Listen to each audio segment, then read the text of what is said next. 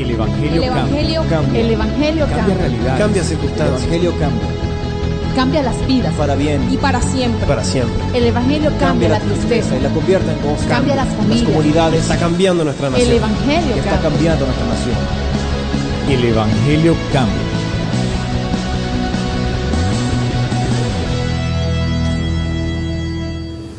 Bueno, así es, el Evangelio cambia, está cambiando los hogares, está cambiando los corazones de las personas, está llegando ese mensaje de salvación que es el mismo Evangelio, ¿cierto? Alguien dijo que el primer evangélico sobre esta tierra se llamó Jesucristo. Y yo lo creo, porque Él fue el que vino a cumplir la ley, no a abrogarla, sino a cumplirla, ¿cierto? A hacer la voluntad de Dios, a enseñar la Escritura, a instar a que la gente cumpla con la palabra de Dios y a vivirla. Eso es ser evangélico. Así es de que no vayamos a cambiar las cosas, no vayamos a tratar de ofender, porque como dije yo en un programa, en una predicación, que como que a alguien no le gustó haber dicho que si un ciego guiaba a otro ciego, ambos iban a caer en el hoyo, o sea, ambos se iban para el infierno. Si un ciego espiritual guía a otra persona sin darle la luz de Cristo, pues ambos se van a la perdición. Entonces la gente a veces dice, no, usted está ofendiendo, usted no está respetando mi creencia. Y lo que yo contesté fue, si esa palabra bíblica salida de los labios de Jesús fuera una ofensa, pues el primer ofensor fue Él, ¿cierto? Pero no es así. La gente, cuando no puede discernir las cosas espirituales, le parece que eso es locura, le parece que eso es ofensa, ¿cierto? Pero más vale que usted asimile la verdad, que le duela, ¿cierto? Y no que yo lo mate con la mentira. Lo peor que uno puede hacer, usando de un medio como este que el Señor nos ha dado para predicar su evangelio, es ir a decirle a la gente mentiras. Imagínese que la gente albergue aquí como fe, como convicción, que alimente su área espiritual con mentiras. Pues uno lo que más lo vuelve, más lo endemonia, más lo vuelve un mentiroso. No, el Evangelio está para cambiar, el Evangelio está para limpiar al ser humano, ¿cierto? La palabra de Dios dice en otra parte que es agua viva, es agua. Como cuando uno se baña corporalmente, naturalmente, así hace la palabra cuando el ser humano la escucha. Lo baña espiritualmente, lo convence el Espíritu Santo.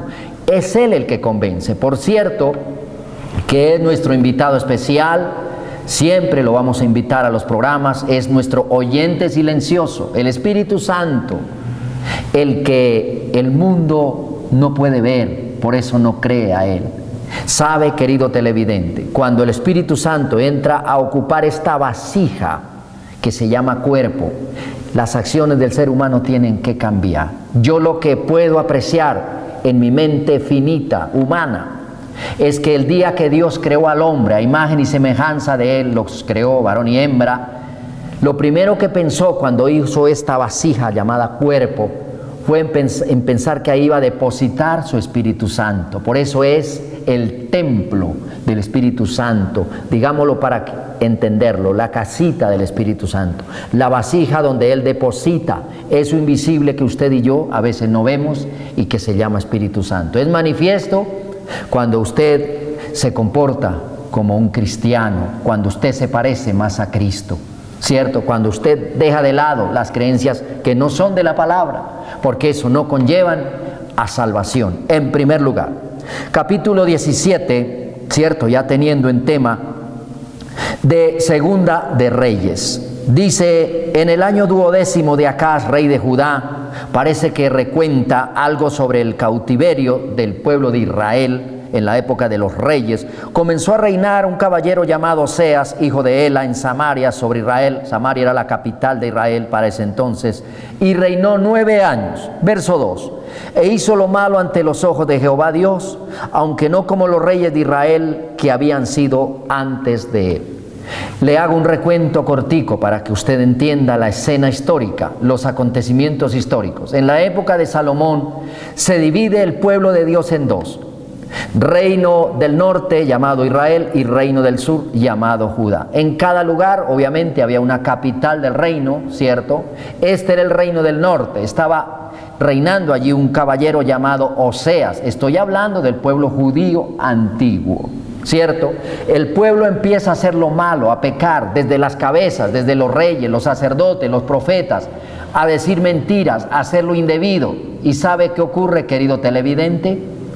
Que el pueblo se desmorona espiritualmente, hablando frente a Dios, los mandatos ya no les importa, lo más que les prohíbe Dios van y lo hacen, de mezclarse con naciones paganas, de practicar idolatría, más rápido van y lo hacen, empiezan a meter cosas a la doctrina, a los estatutos y mandamientos del Señor, y viene entonces de otro lado el juicio de Dios.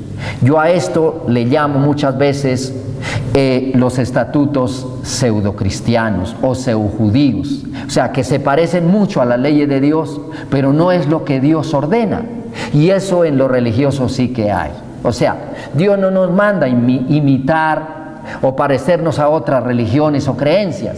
Dios nos manda es que nos parezcamos cada día más a Cristo. Ese es el modelo de vida que el Señor plantó en esta tierra para que nosotros sigamos ese estilo de vida, ¿cierto? Dios recompensa lo bueno y castiga lo malo. ¿Qué pasó con el pueblo aquí en cabeza de este rey que gobernaba a su pueblo 9 años? Pues dice que los hijos de Israel pecaron contra Jehová su Dios, que los sacó de la tierra de Egipto, debajo de la mano de Faraón, rey de Egipto, y temieron a dioses ajenos. Lo primero que les habían dicho Dios allí cuando entraran a la tierra prometida, que no fueran a ser iguales a las naciones paganas, ni fueran a adorar dioses con minúscula, ¿cierto? Dioses de imaginación humana, y fue lo primero que hicieron. ¿Qué tiene que hacer Dios? Levantar a otro rey pagano, ¿cierto? Venir y sitiar, acorralarlos en Samaria 3 años, ahí lo dice, y el rey de Asiria invadió todo el país, está hablando de Israel, y sitió a Samaria y estuvo sobre ella 3 años. ¿Para qué? Para llevárselos como esclavos. Dios recompensa lo bueno y castiga lo malo, y ahí es cuando a veces no nos gusta, ¿cierto? ¿Qué ocurrió con el pueblo de Israel? Pues se fue cautivo a los asirios, presos, esclavos, después de que Dios los había sacado esclavos de Egipto, y volvieron a ser otra vez nuevamente esclavos por rebelarse contra las leyes del Señor. 135 años después, la otra nación, que era la del sur, Judá, con otro rey a la cabeza, estoy hablando de la nación entera de Dios, pueblo escogido, se lo llevan cautivos los babilonios. Dice que Dios usa de cosas ordinarias para darnos cosas extraordinarias. Eso sí, yo lo creo. Yo lo creo porque muchos predicadores he escuchado los testimonios de esta gente, y a uno la verdad lo hacen hasta llorar a veces, de cómo es que Dios levanta de lo vil, de lo menospreciado de este mundo, ¿cierto?, para avergonzar lo sabio, lo fuerte. Cuando Dios estuvo aquí en la tierra, hecho humano a través de Cristo, llamó a personas sumamente sencillas, pescadores. No llamó a los letrados de la época, a los fariseos, a los doctores de la ley, a los escribas, a los más importantes. Llamó gente del vulgo judío para avergonzar a esas personas. ¿Cierto que sí?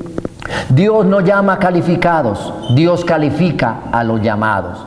Pero siempre Dios va a recompensar lo bueno, créalo, mire, y va a castigar lo malo. Yo he escuchado gente que no es ni siquiera cristiana y aplican de una u otra forma los principios bíblicos, ¿cierto? Por el temor a Dios, por de una u otra forma las enseñanzas religiosas a veces llevan principios morales muy buenos y los tratan de aplicar, y mire, la gente tiene recompensa. Pero cuando la gente hace lo contrario, viene el castigo. Aquí el pueblo se fue cautivo por los asirios, imagine, después de que fueron esclavos en Egipto, Dios los liberta a través de Moisés, y ahora otra vez llegaron a poseer la tierra prometida, y otra vez en los mismos cuentos, ¿cierto? Eso era así. Ten cuidado a quien oyes doctrinalmente. ¿Sabe por qué le digo esto?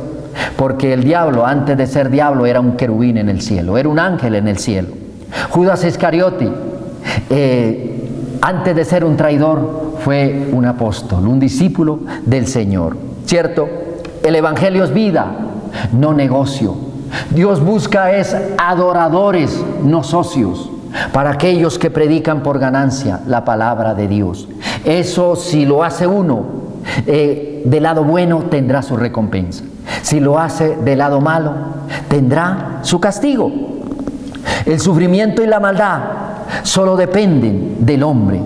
Si sufre el hombre, es porque lo merece. Hay gente que vive en calamidades y más calamidades, problemas y más problemas. Lo que uno escucha de ellos cuando uno habla con ellos, ¿cierto? Son cosas, pero a toda hora, de ruina, de pobreza, de enfermedades, de cosas. Vaya uno, pregúntele, ¿qué relación tiene usted con Dios? No estoy hablando de religión. Ponga cuidado a la palabra que le dije. ¿Qué relación tiene usted con Dios? Y entonces la gente dice, no, es que yo asisto allí, yo asisto allá. No, es donde usted, mire, le den un sano alimento espiritual, donde usted perciba que realmente usted está recibiendo cosas buenas. Porque cuando usted no hace lo bueno, mire, de una u otra forma le llega el castigo. El éxito y las riquezas no es la inspiración para amar a Dios. ¿Cuál entonces es la inspiración para amar a Dios? Debe ser su plan de salvación, o sea, aceptar por estos tiempos lo que Cristo hizo en la cruz del Calvario. Nadie quiere que le reiteren, que le machaquen el tema, pero sabe, es lo que Dios ideó, si así se puede decir. Es el plan que Dios quiso para la humanidad. Porque ¿qué tal Dios viendo que todo el mundo se muere y todo el mundo es condenado, echado allí al fuego eterno? No, tenemos que formular algo, dijo Dios. Tenemos que formular algo que vaya a redimir el hombre. ¿Sabe? Ponga mucho cuidado a lo que le voy a decir. Dios, voy a hablar del Señor, el mismo que es Espíritu Santo, el mismo que fue el Salvador y el mismo que es el Padre eterno. Él dijo que nacería en este mundo, nació. Él dijo que moriría, murió. Él dijo que redimiría al mundo del pecado, lo hizo. Él dijo que resucitaría, resucitó. Él dijo que volvería, va a volver. No es ninguna fábula, no es ningún cuento, no es ninguna idea religiosa, no es ninguna filosofía del miedo. Es la palabra de Dios quien lo dice. Cuando uno ve los acontecimientos por estos tiempos, ve que la gente buena, los que hacen lo bueno, reciben recompensa y que los malos reciben castigo. Ve unos juicios con el agua, con los mares, con las inundaciones, con los vientos, con los terremotos. Uno aplica, espiritualiza lo que está escrito y uno dice, eso está dicho por la boca de Dios, se está cumpliendo. El mal avanza, ¿cierto? La gracia de Dios se acaba. La gente cree que el tamaño de un caballo, de un animal, ahorita en estos tiempos, fue el mismo de la época de Noé, por ejemplo, que tuvo que subir al arca en el diluvio, antes del diluvio. No era el mismo. La gente duraba más años. Yo recuerdo una historia que a mí me dio hasta risa cuando la encontré en la Biblia, que todo el mundo decía que más viejo que Matusalén. Hay un dicho, yo lo he escuchado, en lo popular lo escucho: usted es más viejo que Matusalén. Y yo decía, pues, ¿de dónde sacarían ese Matusalén y ese dicho popular? Pues, ¿sabe qué, querido televidente? Eso es bíblico, está en Génesis. El ser humano que se conozca que tiene más registro antiguo, registro bíblico, con más edad, es Matusalén. 969 años fueron todos los años de vida de Matusalén. Fue un hombre, un ser humano. La pregunta es, ¿por qué ahora el promedio de vida de un ser humano son 80 años? De un joven que profesa lo malo y no lo bueno, de una persona por ahí 35 años. Estoy hablando de una persona que se mete a los vicios, al delito, a la delincuencia, a las drogas. No tiene más vida. Porque en la época atrás, el primer habitante, Adán duró 930 años. Engendró hijos e hijas. Engendró a Seth, el tercer hijo. Y a nosotros, dice que la religión nos enseñaba que no tuvieron sino Caín y Abel. Una cosa es la tesis sagrada, la palabra de Dios, y otra cosa es la tesis humana, la tesis religiosa. Bueno, cuando hacemos lo bueno, tiene su recompensa. Yo le hago un desafío a usted, que usted, ya que estamos como acabando el año, que usted el año entrante se proponga usted mismo, hacer cosas que usted no hizo el tiempo que está pasando. el año que está pasando. Y usted misma va a recibir la recompensa de Dios. Pero hay de aquel, la Biblia habla de los ayes, hay de aquel que haga lo malo delante de Dios y verá que su vida va a seguir igual. Sobre todo le recomiendo este programa, El Evangelio Cambia.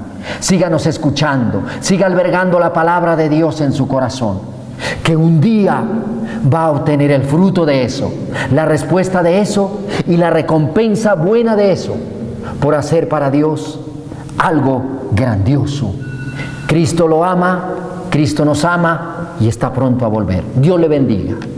El Evangelio cambia. El Evangelio Cambia cambia. realidades. Cambia circunstancias. El Evangelio cambia. Cambia las vidas. Para bien, Y para siempre. para siempre. El Evangelio cambia la tristeza. y la convierte en gozo. Cambia las familias. comunidades. Está cambiando nuestra nación. El Evangelio Está cambia. cambiando nuestra nación. El Evangelio cambia.